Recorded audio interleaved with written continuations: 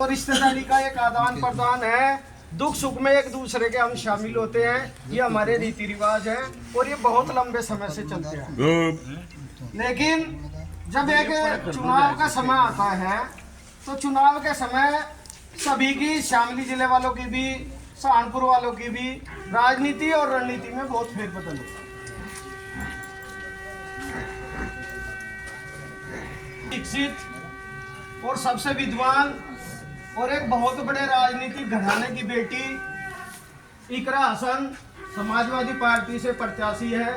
इनका चुनाव चिन्ह साइकिल का निशान। और हम सभी लोग इस गांव के बड़े बुजुर्गों से, माताओं बहनों से, अपने रिश्तेदारों से सिर्फ एक विनती करने आए हैं कि ये बेटी आपके आशीर्वाद की हमेशा आभारी रहेगी। और 19 तारीख में साइकिल के निशान पर मोहर लगाकर इकरा हसन को संसद में भेजने का काम करे। और ये वादा है इस गांव से, इस पवित्र घेर से, इस मिट्टी से हम ये वादा करके जा रहे कि ये इकरा हसन आपके किसी भी काम से पीछे नहीं हटेगी। अभी एक बात बता रहा हूँ।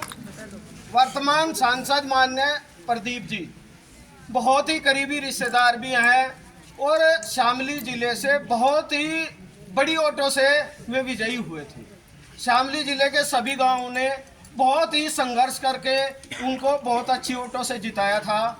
लेकिन कुछ परिस्थितियां इन 5 साल में ऐसी आई, हमारे जितने हिंदू गुजरों के गांव में है, हमें इतना अभिमान था अपने सांसद पर कि हमारे दुख सुख में, हमारी 13वीं में, हमारे जन्मदिन पर या हमारे किसी भी उसमें शामिल होकर काम की हमें जरूरत नहीं होती। काम तो मिलता रहता है लेकिन हर आदमी अपना सम्मान चाहता है।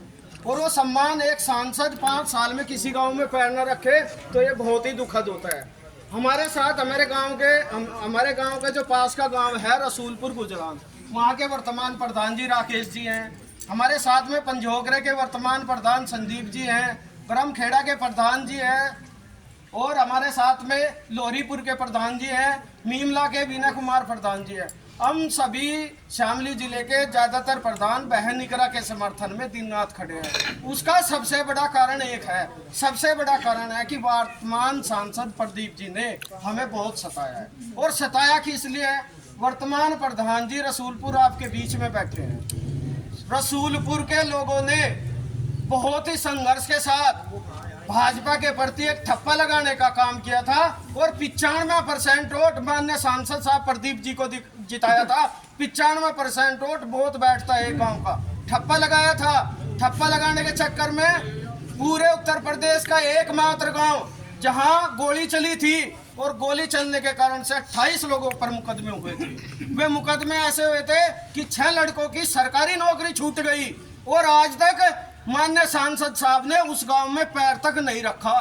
तो आप सब बुजुर्गों ये बता दो, जो सांसद जिसकी वजह से 94% वोट लेकर और आज तक उस गांव में पैर न रखे हो, क्या वो गांव वोट दे सकता है? मैं आज बड़े बुजुर्गों के सामने एक बात कहता हूँ। आज इकरा बेटी, इकरा बहन यहाँ से वोट मांगने के लिए आई है। आप इसे जिताकर संसद में भेजो, लेकिन 5 साल के बाद अगर ये इस गांव में पैर नहीं रखेगी तो क्या ये वोट मांगने के लायक है? बिल्कुल लायक नहीं है। वोट उसको मिलती है जो समाज के दुख दर्द में शामिल होता है। वोट उसको मिलती है जो हमारे सम्मान करता है। इसलिए नौजवान साथियों, इस गांव के हमारी बहुत सारी रिश्तेदारी है। हम आपसे सिर्फ एक अपील करने आते हैं।